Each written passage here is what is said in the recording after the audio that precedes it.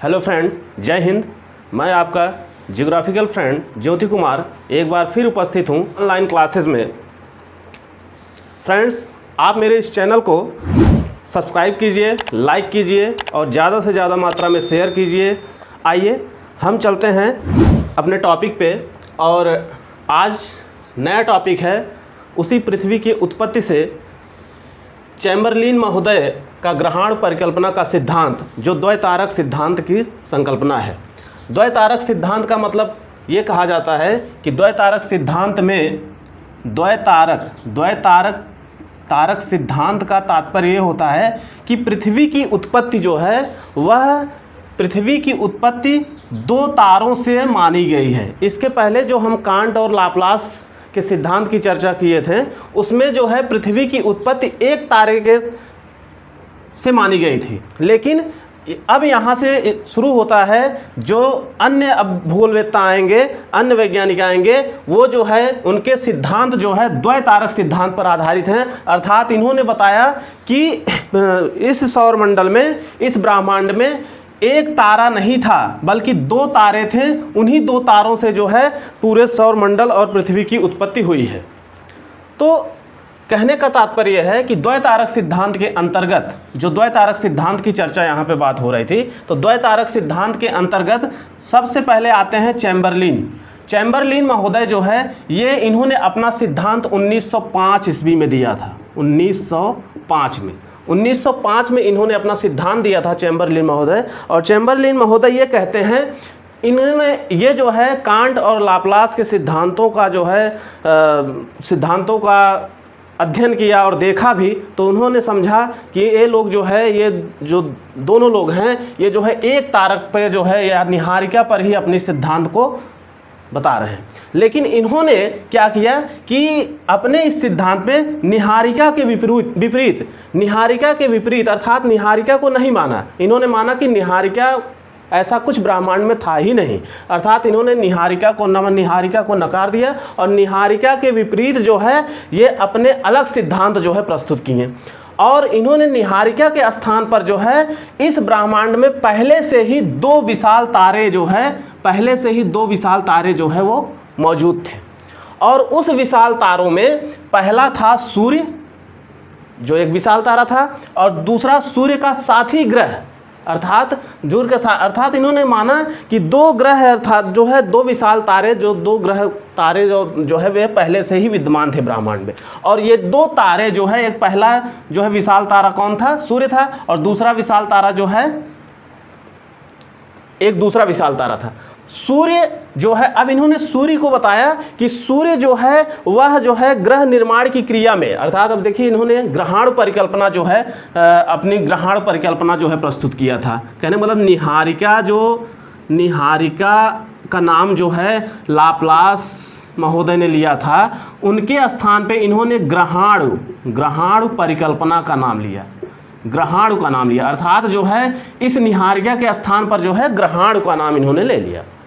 अब आइए देखते हैं, जब इन्होंने ग्रहाणु का नाम लिया तो इन्होंने अपने इस सिद्धांत में बताया कि ग्रह के निर्माण के पूर्व जो है, अर्थात जब ग्रह बने ही नहीं थे उस समय, अर्थात ग्रह जब बने ही नहीं थे तो उस समय जो है सूर्य जो है वह गैस पूर्ण नहीं था, अर्थात सूर्य गैसीय अवस्था में नहीं था। और न ही वह जो है कि सूर्य गैसीय अवस्था में नहीं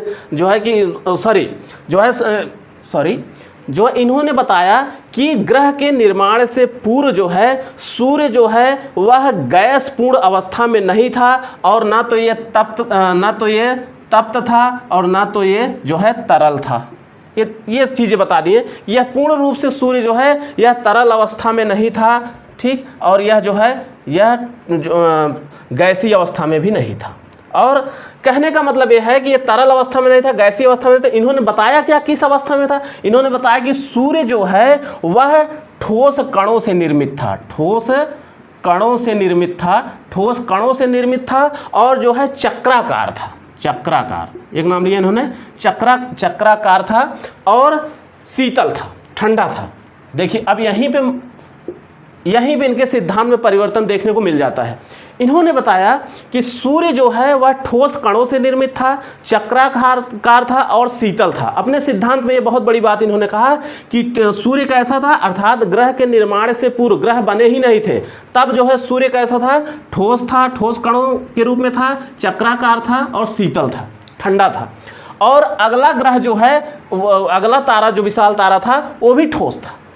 अब क्या हुआ इसमें कि दोनों, अब ये जो अगला विशाल तारा था ये धीरे जो है कि यह सूर्य की तरफ आगे बढ़ता आ रहा था, अर्थात सूर्य यहाँ पे स्थिर था, सूर्य यहाँ पे चक्राकार रूप में था, ठीक, और जो है यह शीतल था और यह ठोस कणों से निर्मित था, अर्थात ठोस था।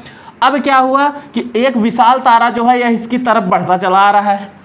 अब इसके तरफ एक विशाल तारा जो है, एक बड़ा तारा इसकी तरफ बढ़ता चला रहा है, और जैसे जैसे ये बढ़ता चला आ रहा है इसके द्वारा आकर्षण शक्ति काम करने लगती है इसमें। और जब आकर्षण शक्ति काम करने लगती, देखिए यहाँ पे दो शक्ति का काम, एक आकर्षण शक्ति काम करने लगती है और एक जो है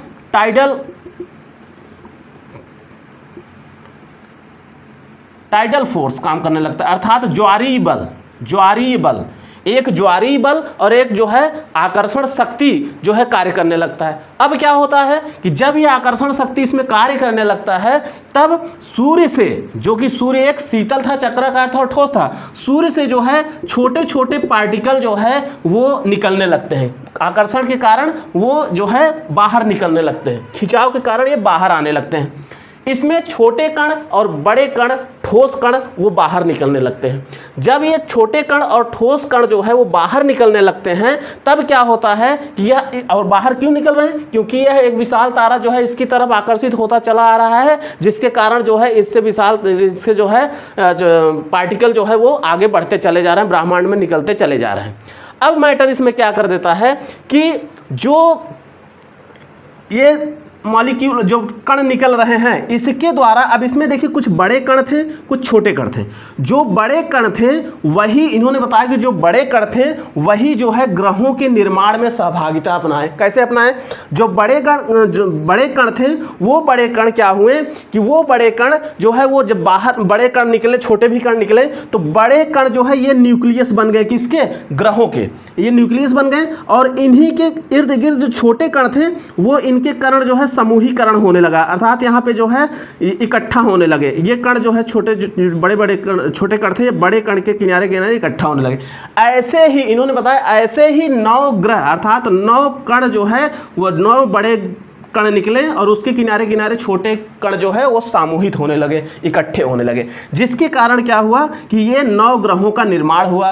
और यही क्रिया उपग्रहों में भी हुई। उपग्रह में भी ऐसे कण निकले और समूहीकरण हुआ और जिसके कारण जो है ग्रह का निर्माण हुआ। तो जो ये ग्रहाणु परिकल्पना, अब इसी का नाम इन्होंने ग्रहाणु दिया कि यह ग्रहाणु, ग्रह के अणु, अर्थात ग्रहों का निर्माण अणुओं से हुआ। ग्रहाणु, ग्रह के अणु, अर्थात ग्रहों का निर्माण किससे हुआ? अणुओं से हुआ। अर्थात अणुओं के इकट्ठा होने से जो है एक बीच में न्यूक्लियस बन गया, जो मेन बड़ा कण था वो न्यूक्लियस बन गया, उसके किनारे किनारे छोटे कण जो है वो धीरे धीरे इकट्ठा होने लगे। और यह क्रम जो है धीरे धीरे बढ़ता ही गया, धीरे धीरे बढ़ता ही गया, धीरे धीरे ये बढ़ता ही गया और ये कण धीरे धीरे बड़े होते गए। कहने मतलब धीरे धीरे समूहीकरण होने लगा और धीरे धीरे कण जो है बड़े होते गए। इसके कारण क्या हुआ कि जो है ग्रह जो है, ग्रहों का निर्माण हो गया, उपग्रहों का निर्माण हुआ। अब देखिए यहाँ से 9 ग्रहों का निर्माण हो गया और उपग्रहों का निर्माण हो गया। अब इनके इस सिद्धांत से अर्थात ग्रहाणु परिकल्पना के सिद्धांत से जो है इसमें हमें देखने को मिलता है कि पता चल जाता है पृथ्वी की बनावट और वायुमंडल की उत्पत्ति और महाद्वीप। देखिए पृथ्वी की बनावट को पता चल जाता है, पृथ्वी की बनावट कैसी है, बनावट, और वायुमंडल की उत्पत्ति, महासागरों तथा महाद्वीपों की उत्पत्ति, और जो है महासागरों और महाद्वीपों की उत्पत्ति का ज्ञान प्राप्त हो जाता है। देखिए पृथ्वी की बनावट, वायुमंडल की उत्पत्ति और महासागरों महाद्वीपों की उत्पत्ति, और जो है एक वायुमंडल, महाद्वीप और उष्मा की की उत्पत्ति का पता चल जाता है। उत्पत्ति का पता, उष्मा की उत्पत्ति का पता चल जाता है। अब इनकी इस चैम्बरलिन महोदय की जो है, चैम्बरलिन महोदय ने देखिए इनके इस सिद्धांत में ग्रहों की तो उत्पत्ति का पता चला। ग्रह का इन्होंने बताया कि ग्रह जो है वो चक्राकार सूर्य से और विशाल तारे के आपसी आकर्षण के कारण जो है वो ठोस कण, छोटे कण और बड़े कण अलग हुए और बड़े कण न्यूक्लियस बने और छोटे कण उनके किनारे किनारे इकट्ठा होते गए और उन कणों का आकार बढ़ता गया और धीरे धीरे ग्रह बड़े होते गए और वर्तमान पृथ्वी आज धीरे धीरे आके स्थिर हो गई है पृथ्वी की अवस्था, अर्थात पृथ्वी के आकार में या पृथ्वी बन गई। तो अब इसमें जो है पृथ्वी के विकास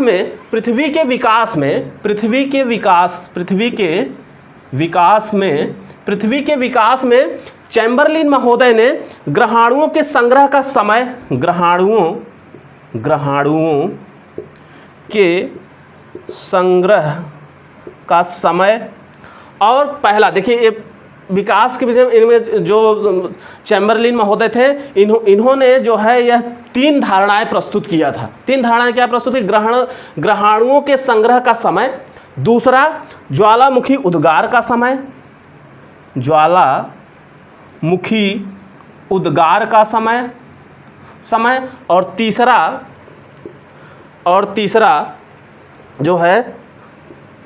तीसरा इन्होंने वास्तविक भूगर्भिक समय मापक जियोलॉजिकल टाइम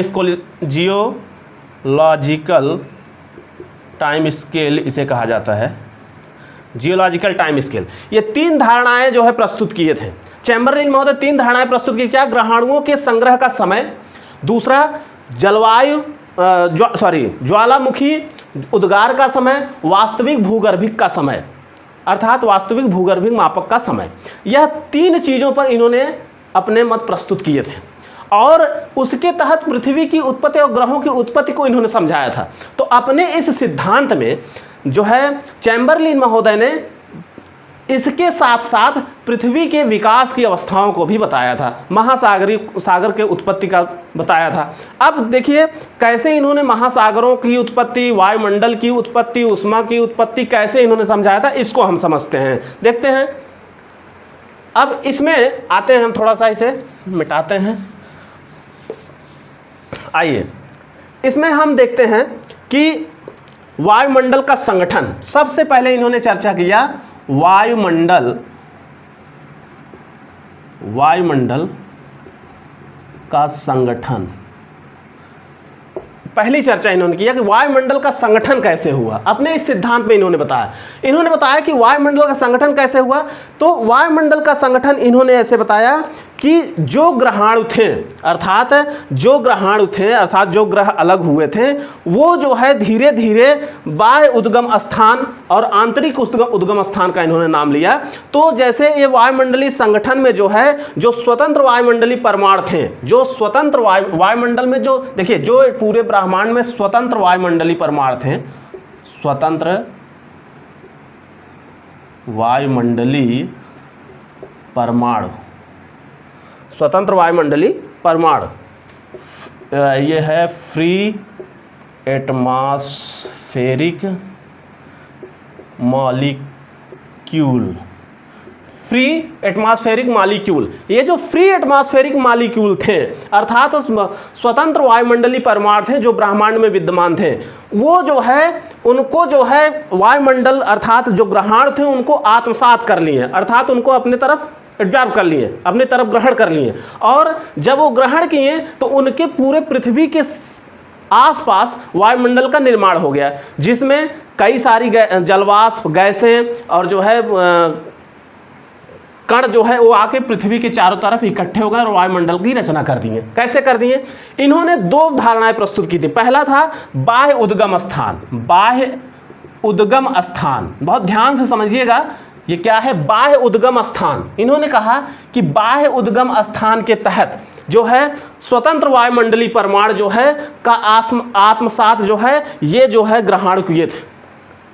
ग्रहण कैसे किए थे कि जो वायुमंडल में ग्रह बने वो ग्रह जो है जो बाह्य उद्गम स्थान अर्थात बाहरी उद्गम स्थानों से, बाहरी क्षेत्रों से सभी गैसों को, जैसे इसमें जो है फ्री रेडिकल जैसे आत्मसात उद्गम स्थान से जैसे कार्बन डाइऑक्साइड को लिया, ठीक, नाइट्रोजन डाइऑक्साइड को ले लिए, ठीक, और जो है ऑक्सीजन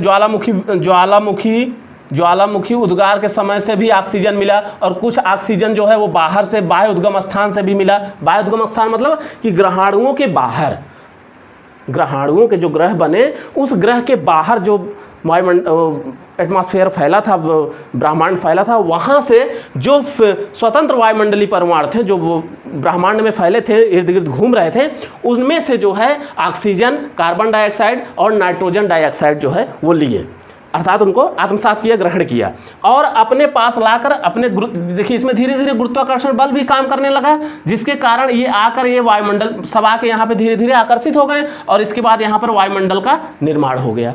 दूसरा इन्होंने बताया कि आंतरिक उद्गम स्थान, दूसरा नाम लिया इन्होंने आंतरिक उद्गम स्थान। ये क्या है आंतरिक उद्गम स्थान? आंतरिक उद्गम स्थान के तहत जो है इसमें क्या हुआ कि आंतरिक उद्गम स्थान में ग्रहाणु जो है कि आंतरिक उद्गम स्थान के तहत जो है ये जलवाष्प आंतरिक उद्गम स्थान के तहत जो है वो जलवाष्प और जो है ज्वालामुखी उद्गार से निकले, ज्वालामुखी उद्गार से निकले अन्य गैसें, ज्वालामुखी उद्गार से भी कई गैसें, कार्बन डाइऑक्साइड निकली, ऑक्सीजन, उसको भी आत्मसात किया और जो है फ्री एटमॉस्फेरिक मॉलिक्यूल जो है वो बाह्य उद्गम स्थान से जो है प्राप्त किए। तो कहने का मतलब बाह्य उद्गम स्वतंत्र वायुमंडलीय परमाणु जो है का जो है आत्मसात किया और आंतरिक उद्गम स्थान से जो है वो जलवाष्प और इनसे प्राप्त किया। देखिए ऑक्सीजन, कार्बन डाइऑक्साइड वो यहाँ से भी इन्होंने प्राप्त किया, कहाँ से? ये जलवाष्प और कार्बन डाइऑक्साइड आंतरिक उद्गम स्थान से भी प्राप्त किए।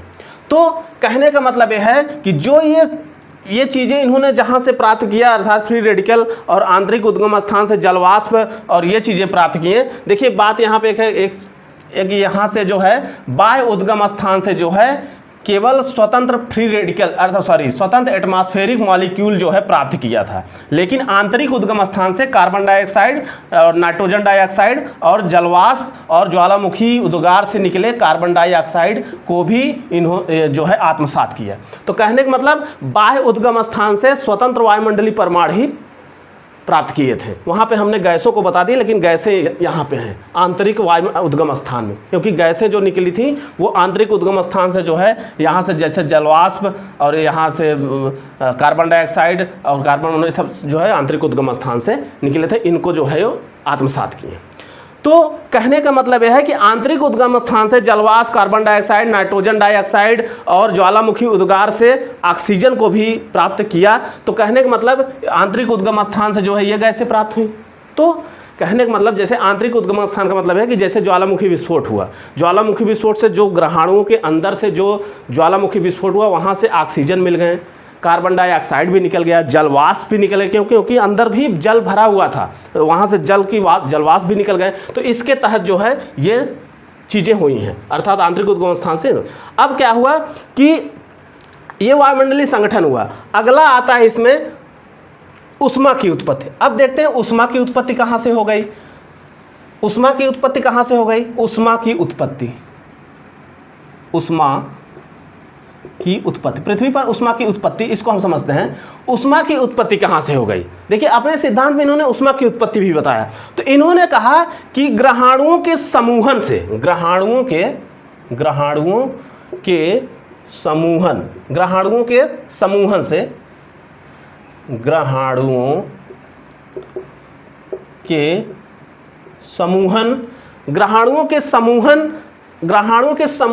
से आपसी टकराव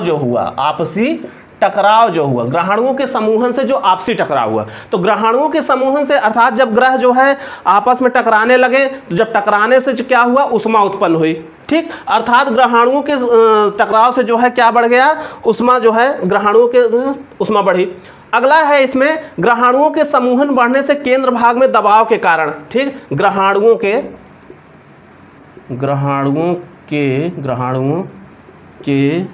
समूहन से केंद्र भाग में दबाव बढ़ा, केंद्र भाग में क्या बढ़ा, दबाव बढ़ा। जब देखिए ग्रहाणुओं का समूह, हमने बताया ना कि बड़े ग्रह जो बड़े अणु अलग हुए, उनसे छोटे छोटे अणु इकट्ठा हुए और बड़े अणु बने। तो जो बड़े अणु बने वो छोटे छोटे, इनके जो दबाव जो पड़ा, इस दबाव के कारण भी यहाँ से ऊष्मा उत्पन्न होना शुरू हो गई। ठीक, तो यहाँ पे भी ऊष्मा जो है बढ़ी। ठीक, अगला है इसमें जो है पृथ्वी के आंतरिक भाग में दबाव पड़ने से, जैसे पृथ्वी के एक तो दबाव पड़ा है, ठीक है, तो इसमें जो है पृथ्वी के, अब देखिए पृथ्वी के आंतरिक भाग में जब दबाव पड़ा तो इनमें पुनर्संगठन हुआ, और जब पुनर्संगठन हुआ तो पुनर्संगठन से इसका घनत्व बढ़ने लगा। घनत्व जब बढ़ने लगा तो ऊष्मा भी इसमें बढ़ने लगी। ठीक, तो कहने का मतलब जब इसमें घनत्व बढ़ा तब इसमें ऊष्मा भी बढ़ गई। क्यों? क्योंकि इसका केंद्र भाग में दबाव पड़ा और इसका पुनर्संगठन शुरू हो गया। पुनर्संगठन मतलब कि जो न्यूक्लियस था उस न्यूक्लियस पर जो मॉलिक्यूल थे उनके दबाव पड़ने लगे धीरे धीरे, क्योंकि वो इकट्ठे हो रहे हैं तो उनका दबाव पड़ने लगा, तो जिसके तहत जो है ये घनत्व बढ़ा और इसमें ऊष्मा बढ़ गई, तो इससे ऊष्मा की उत्पत्ति हुई। अगला इसमें जो है आते हैं महासागरों की उत्पत्ति। ये समझने वाली बात है, महासागरों की उत्पत्ति कैसे हो गई। तो महासागरों की उत्पत्ति, महासागरों की उत्पत्ति, ठीक है, महासागरों की उत्पत्ति। अब बात इसमें है कि महासागरों की उत्पत्ति हम समझते हैं। महासागरों की उत्पत्ति, इन्होंने महासागरों की उत्पत्ति के बारे में चर्चा किया। तो इन्होंने बताया कि जब इस पूरे ब्रह्मांड में जब ये सारी घटनाएं घटित हो गई, ठीक, जब पृथ्वी बन गया, अन्य ग्रह बन गए, सब कुछ बन गया, तब क्या हुआ कि इनके जो जलवाष्प थे वहाँ जो है वाष्पीकरण अर्थात जो है वर्षा शुरू हो गई। और वर्षा जब शुरू हो गई, क्योंकि जो है जो संतृप्तिकरण हुआ, जो संतृप्तिकरण के कारण था, संघनन के कारण वर्षा स्टार्ट हो गई, वर्षा शुरू हो गई। और जब वर्षा शुरू हो गई तो वर्षा होने के कारण क्या हुआ, जो जल की बूंदें धरातल पे गिरी, जो कुछ बूंदें तो धरातल के अंदर चली गई, लेकिन कुछ जो जल की मात्रा थी, जो ज्वालामुखी विस्फोट हुए थे, जो इससे क्रेटर बने थे, गड्ढे बने थे, उन क्रेटर में जो है जमा हो गए और झीलों का निर्माण कर दिए। और कुछ जल जो है वो नीचे चले गए, और जब कुछ जल नीचे चले गए तो उस समय क्या था, पृथ्वी जो है बनी ही थी, अभी नई नवीन पृथ्वी थी, उसमें एसिड की मात्रा ज़्यादा थी, अम्ल की मात्रा ज़्यादा थी। अब क्या हुआ कि जब अम्ल की मात्रा ज़्यादा थी तो अम्ल के कारण जो है क्या हुआ कि वो जल से जब रिएक्ट किया तो पृथ्वी का जो धरातल था वो धीरे धीरे क्या होने लगा, अपक्षयित होने लगा, उसमें अपक्षय भी वर्क करने लगा। और जब अपक्षय वर्क करने लगा तो अब देखिए बात ये थी कि उस समय धरातल के अंदर भी जो है जल पूर्ण रूप से भरा हुआ था, ज़्यादा भरा हुआ था, और नीचे भी धरातल के भूमिगत जल के रूप में भी परिणित था, और ऊपर तो सैल थे और उन सैलों में एसिड की मात्रा थी। और जब एसिड की ऊपर से वर्षा हो रही थी और उस एसिड का जब घुलनशील शुरू हो गया, अपक्षय शुरू हो गया, तो वह एसिड जो है उसमें एसिड की मात्रा होने के कारण क्या हुआ कि अपेक्षिक गुरुत्व कम होने लगा। जो अपेक्षिक गुरुत्व था, अपेक्षिक गुरुत्व, इसी अपेक्षिक गुरुत्व के कारण कोई भी भूखंड पर जो है मिट्टी या कंकड़ बजरी पत्थर कुछ भी जो है वो टिके रहते हैं, एक स्थान पे इकट्ठे रहते हैं अपेक्षिक गुरुत्व के कारण। लेकिन जब एसिड की मात्रा ज़्यादा हो जाती है तो यह अपेक्षिक गुरुत्व जो है वो कम हो जाता है। और जब ये अर्थात जो है ये जो है अपेक्षिक गुरुत्व, हाँ, स्पेसिफिक ग्रेविटी कहा जाता है, इसे स्पेसिफिक ग्रेविटी कहा जाता है। इस स्पेसिफिक ग्रेविटी, जो यह स्पेसिफिक ग्रेविटी है, इस स्पेसिफिक ग्रेविटी अगर कम हो गई, ठीक, तो और कम क्यों होती, एसिड अगर ज़्यादा हो गया, अर्थात तो जो है धरातल पर मिट्टियों में एसिड ज़्यादा हो गया तो ये स्पेसिफिक गुरुत्व जो है अर्थात जो है ये अपेक्षिक गुरुत्व जो है वो कम हो जाता है, जिसके कारण जो वहाँ के अणुओं के पुनर्संगठन स्थली भागों का भार जो है, ये जो स्थली भागों का भार जो है वो कम होने लगता है। स्थली भाग का भार क्यों कम होने लगा, क्योंकि एसिड के कारण जो मिट्टी थे, कंकड़ थे, बजरी पत्थर थे, उनमें जो है इस गुरुत्व के, इस स्पेसिफिक गुरुत्व कम होने के कारण एसिड ज़्यादा हो गया, तो जिसके कारण ये कमज़ोर पड़ जाते हैं। और जब कमज़ोर पड़ जाते हैं तो उनका अपक्षय ज़्यादा होने लगता है, और जब अपक्षय ज़्यादा होने लगता है तब जो है ऐसी स्थिति आती है कि सभी जो उनका भार कम हो जाता है मिट्टियों का। अब क्या है, जब उनका घर जब अपक्षयित होने लगता तो नीचे का भूमिगत जल था, देखिए बात यह है कि जो पृथ्वी है उस समय की पृथ्वी में बहुत अंतर था। अभी जो पृथ्वी है धीरे धीरे इनका पुनर्संगठन होते गया तो अभी पृथ्वी क्या है, जल स्तर बहुत अंदर है। ऐसी सिचुएशन नहीं आती पूरा अपक्षय हो जाए, नीचे का भूमिगत जल ऊपर बहने लगे, ऐसा होता नहीं है और ऐसा अभी नहीं हो पा रहा है, ठीक। लेकिन पहले जब नवीन पृथ्वी की उत्पत्ति हुई थी तो उस नवीन पृथ्वी में क्या था कि जो यह स्पेसिफिक ग्रेविटी के कारण जो है, इसके कारण जो धरातल जो है कमज़ोर पड़ गया, कमज़ोर, और नीचे का भूमिगत जल जो है ऊपर आके बहने लगा, और जब वो ऊपर आके बहने लगा तो वो सागर बन गया। ऑलरेडी झील और सब कुछ जो है, जो वर्षा के कारण जो झील भरे हुए थे, छोटे छोटे झील गड्ढे सब एक हो गए, तो उधर तो सागर बन ही रहा था। लेकिन इधर जो नीचे का जल था, जो सबसे ज़्यादा जल था, वो भी आके ऊपर सागर बनता गया। अब यह क्रम जो है, सागर तो बन रहे हैं, इधर महाद्वीप का भी निर्माण हो रहा है, महाद्वीप भी बन रहे हैं। लेकिन देखिए यहीं पे चैम्बरलिन महोदय ये नहीं बताए हैं कि महाद्वीप और महासागरों की उत्पत्ति क्रमशः किसी सिद्धांत के अनुसार हुआ, ऐसा नहीं बताएं। जैसे आज हम बहुत सिद्धांत पढ़ते हैं, वेगनर का महाद्वीपीय विस्थापन सिद्धांत, कई भूगोलवेत्ताओं के हम सिद्धांत पढ़ते हैं महाद्वीपीय और महासागरों के बनने के क्रम कैसे हुए बने हैं। लेकिन ये जो है यहाँ पे सब नहीं बताते हैं कि महाद्वीप और महासागर कैसे। इन्होंने सीधा कह दिया कि ग्रहाणु जुड़ते गए और अंदर के जो न्यूक्लियस मॉलिक्यूल था वो जो है उसके ऊपर वो चिपकते गए और धीरे धीरे उनका आकार बढ़ता गया, उसके साथ साथ सागर भी बढ़ते गए, उनके साथ साथ महाद्वीप भी बढ़ते गए। आज जो है धीरे धीरे एक समय आया, सब कुछ स्थिर हो गया, महाद्वीप अपनी जगह, महासागर अपनी जगह, सब स्थिर हुए, महाद्वीप भी बन गए, महासागर भी बन गए और वायुमंडल की उत्पत्ति भी हो गई। तो ये जो है कि चैम्बरलिन महोदय बताते हैं कि महाद्वीप और महासागर, इन्होंने जितनी चर्चा किया कि जो है कि उष्मा की उत्पत्ति कैसे हो गई और जो है आपके वायुमंडल का संगठन कैसे बन गया, महाद्वीप महासागरों की उत्पत्ति कैसे हो गई, तो उसके तहत जैसे इन्होंने कहा कि महासागर बने, महासागर की चर्चा कर दी कि भाई एसिड के कारण जो है स्पेसिफिक ग्रेविटी जो है वो कम होती गई। स्पेसिफिक ग्रेविटी जब कम होती गई तो धीरे धीरे क्या हुआ, स्पेसिफिक ग्रेविटी कम होने के कारण जो है वहाँ की चट्टानें कमज़ोर पड़ती गई और वहाँ के जो धरातल था वो कमज़ोर पड़ गया और वह स्थल खंड पतला हो गया, नीचे का जल आके एकदम ऊपर तैरने लगा, धीरे धीरे वहाँ अपक्षय हो गया। वो स्थान जो है मिट्टी के जो स्थान थे, कंकड़ बजरी पत्थर सब कुछ जो है हट गए, नीचे का जल ऊपर आ गया, वो भी आने के बाद वो भी सागर बन गया। प्लस उधर तो ज्वालामुखी विस्फोट के तहत जो क्रेटर में जल जमा हुए थे, छोटे छोटे गड्ढे थे, वो सब मिल के जो है उधर तो सागर बना ही रहे थे, इधर ये भी जाके उसी में मिल के बड़े सागरों का निर्माण कर लिया। और आज जो है सागरों का प्रतिशत और महाद्वीपों के प्रतिशत से ज़्यादा है। ये चीज़ें हैं जो है चैम्बरलिन महोदय के अनुसार। अब देखिए यहाँ पे चैम्बरलिन महोदय के इस नियमानुसार यहाँ पे कुछ इनकी आलोचना हो जाती है। आलोचना क्या होती है, देखिए इन्होंने तो अपने सिद्धांत में बहुत कुछ जो है वो बताने का प्रयास किया, बहुत कुछ जो है वह सिद्ध करने का प्रयास किया, लेकिन यहीं पे जो है कुछ इनकी त्रुटियाँ भी हो जाती हैं। देखिए आलोचना क्या हो जाती है, आलोचना क्या जाती है। देखिए हम लाप्लास महोदय की जो सिद्धांत पढ़ाए थे उसमें जो है कि आलोचना का अलग वीडियो बनाए थे क्योंकि उसमें समय ज़्यादा हो गया था। आज हम आलोचना को चैम्बरलिन महोदय के इसी वीडियो में ऐड कर दे रहे हैं। अब देखिए आलोचना में क्या हो गया, आलोचना में सबसे पहली आलोचना हो गई थी कि जो है ग्रह अलग अलग, ग्रह जो है वो, ग्रह जो है अगर अलग अलग, जैसे इन्होंने बताया कि ग्रह जो है वो ग्रहों का निर्माण जो है कैसे हुआ। इन्होंने बताया कि एक सूर्य था और एक तरफ जो है विशालकाय तारा था, तारा आने लगा, इनके आकर्षण का शक्ति के कारण जो है इसमें से जो है छोटे छोटे मॉलिक्यूल जो है वो अलग होने लगे, छोटे छोटे ग्रहाणु अलग होने लगे, कुछ ग्रहाणु बड़े अलग हुए, उन बड़े ग्रहाणु के किनारे किनारे से जो है छोटे छोटे ग्रहाणु मिलके जो है बड़ा 9 ग्रहों का निर्माण किया। अब इन्होंने बताया कि अगर सभी ग्रहाणु सभी ग्रहाणु अपने मनमानी ढंग से ही अलग हुए हैं तो आज ऐसी स्थिति क्यों है कि सभी ग्रहाणु जो है एक दिशा में चक्कर लगा रहे हैं। भाई सभी अगर अलग हुए तो कोई सूर्य का चक्कर इधर लगाना चाहिए, कोई इधर लगाना चाहिए, कोई अब बात आप कहेंगे कि सूर्य कौन बना। देखिए सूर्य इसी का अवशिष्ट भाग है, जो पहले सूर्य था वही सूर्य से जब सारे मॉलिक्यूल अलग हो गए, जो उसका अवशिष्ट भाग बचा, जो बचा खुचा भाग बचा, वही सूर्य बना। सूर्य था ही वही पुनः सूर्य बन गया, इनके सिद्धांत में बताया गया। अब जो है अब आते हैं फिर टॉपिक पे यहाँ क्रम से।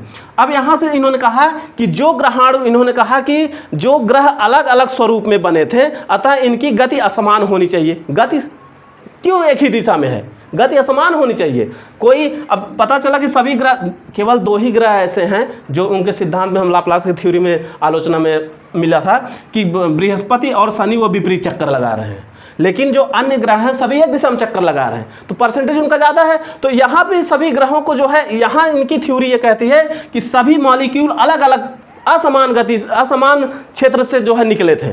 कोई इधर से निकल गया, कोई इधर से निकल गया, कोई इधर निकल गया, कोई आज निकला, कोई कल निकला, कोई परसों निकला। टाइमिंग का कोई सिचुएशन सही नहीं था। अर्थात जब टाइमिंग का सिचुएशन सही नहीं था तो इनकी गति क्यों समान हो गई, गति क्यों एक ही दिशा में हो गई, क्यों एक ही क्रम में जो है सब जो है सूर्य का चक्कर लगा रहे हैं। तो यहाँ पे यह सिद्धांत गलत हो जाता है, गलत साबित हो जाता है, यह अपने तर्क पर खरा नहीं उतरता है और यहाँ पे कमेंट लग जाता है। और जब यहाँ पे कमेंट लग जाता है तब ऐसी स्थिति में क्या होता है, यह सिद्धांत गलत मान लिया जाता है। अगली जो इनकी आलोचना होती है कि ग्रहाणु के समूहन से 9 ही छल्ले। अब जैसे ग्रहाणु समूहन जो हुआ, जो ग्रहाणु समूहन हुआ अर्थात जो ग्रह निकले इसमें से जो ग्रह निकले वो केवल 9 ग्रह और अन्य उपग्रह ही क्यों निकले, और भी निकलना चाहिए था। जब सब कुछ अलग निकल ही रहा था, सारे मॉलिक्यूल निकल रहे थे, बहुत सारे मॉलिक्यूल निकले, बहुत सारे ग्रहाणु निकले, बहुत सारे पार्टिकल यहाँ से निकले आकर्षण शक्ति और टाइडल फोर्स के कारण। तो जो यह टाइडल फोर्स, ज्वारीय बल के कारण और आकर्षण शक्ति के कारण जो भी मॉलिक्यूल निकले वो सब जो है असमान और निकलने चाहिए थे, 9 की जगह 50 निकलने चाहिए थे, लेकिन यहीं पे क्रम से एक ही समान क्यों निकला। इस सिद्धांत में ये भी त्रुटियां मिली कि भाई यह क्यों निकला, 9 ही ग्रह निकले और प्लस जितने उपग्रह हैं सीमित उतने ही क्यों निकले। तो यहाँ पर यह सिद्धांत खरा नहीं उतरता है और गलत साबित हो जाता है।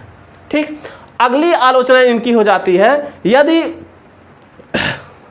यदि ग्रहों की रचना जो है ग्रहाणु समूहन से हुआ है, संवर्धन मान लें, तो ग्रहों की उनका अलग कोणीय आवेग होना चाहिए। ठीक, अगर हम मान लें कि जो है वर्तमान समय में कोणीय आवेग है, जो वर्तमान समय में कोणीय आवेग है ग्रहों का, कोणीय आवेग मतलब वही कोणीय आवेग, एंगुलर मोमेंटम की बात जो मैंने किया था, वही एंगुलर मोमेंटम जो उस समय था वही इस समय भी होना चाहिए। लेकिन जो है यह कोणीय आयोग अगर हम मान ले ग्रहाणु समूहन से ही हुआ है तो लेकिन आज का जो कोणीय आवेग की स्थिति है वह आज के ग्रहों में अलग अलग है। लेकिन यहाँ पे जो है कोणीय आवेग समूहन से हुआ है तो वही कोणीय आवेग जो है मान ले तो वही कोणीय आवेग होना चाहिए था। ठीक है, लेकिन वर्तमान समय में नहीं मिल रहा है, अर्थात अंतर है। तो जो ये अंतर है यह जो है इसी कारण जो है क्या होता है, यह सिद्धांत यहाँ पर खरा नहीं उतरता है। तो कहने का मतलब यह है। और अगला है कि यह जो है जो इनकी विचारधारा क्या थी, इनकी विचारधारा थी कि सभी ग्रह ठोस अवस्था में थे, लेकिन पृथ्वी जो है तरलावस्था में मानी जाती थी, कि पृथ्वी के उद्भव जो है तरलावस्था में मानी गई थी। अब जो है यहाँ पे कमेंट लग जाता है एक इनका। अगले में जो है आते हैं जेफरीज महोदय। जेफरीज महोदय एक बहुत बड़ी बात कह के चले जाते हैं। क्या कहते हैं वो, देखिए जेफरीज महोदय क्या कहते हैं।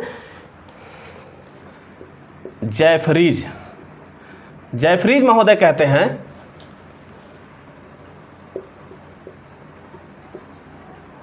जेफरीज महोदय क्या कहते हैं, जेफरीज महोदय कहते हैं कि मौलिक ग्रह नाभिक वायुमंडलीय गैसों का आत्मसात नहीं कर सकता है। ये जो है जेफरीज महोदय कहते हैं कि जो मौलिक ग्रह है, जो मौलिक ग्रह ग्रहाणु है, मुख्य ग्रह जो है 9 ग्रह जो हैं वो जो है वो किसी भी गैसों को आत्मसात नहीं कर सकते हैं, किसी भी गैसों को आत्मसात नहीं कर सकते। जैसे हमने बताया था ना, इन्होंने बताया था कि जो है कि वायुमंडल की उत्पत्ति में, ठीक, क्योंकि यह जेफरीज महोदय जो है सीधे सीधे कटाक्ष करते हैं कि वायुमंडल की उत्पत्ति जो है इनके सिद्धांत में एकदम गलत है। इसलिए गलत है क्योंकि कोई भी ग्रहाणु अगर समूहन हुआ है तो वह जो है वायुमंडल से किसी भी गैसों को आत्मसात नहीं कर सकता है और जो है किसी भी पार्टिकल उसको जो है वायुमंडल से गैसों को जो है आत्मसात करने में असमर्थ होता है। अर्थात कोई भी आत्मसात नहीं कर सकता है, चाहे वह ज्वालामुखी विस्फोट से ही निकला हो, आंतरिक समूहन से ही निकला हो गैस,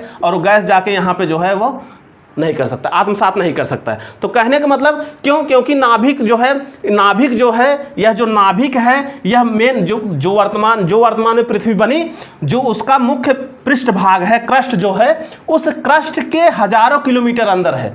और इसी नाभिक का गुण होता है कि यह किसी भी गैसों को आत्मसात करे, नहीं कर पाता है। क्यों? क्योंकि हजारों किलोमीटर अंदर है। प्लस अगर इसमें कुछ भी जलवाष्प या उष्मा होती, अंदर कोई भी जलवाष्प और उष्मा होती, तो उसका भी आत्मसात जो है वो बाहर की तरफ वायुमंडल बनने में वह बाहर की तरफ आत्मसात नहीं होता। क्यों? क्योंकि जो है यह नीचे दबा हुआ है और उसमें जो है उष्मा और जल गैस बाहर नहीं जा सकता है। और अगर कोई जल भी यहाँ पे बचा है, कोई गैस भी बचा है, तो वह अगर ज्वालामुखी विस्फोट जब तक नहीं हो रहा है तो वह वैसे बाहर नहीं जा सकता है।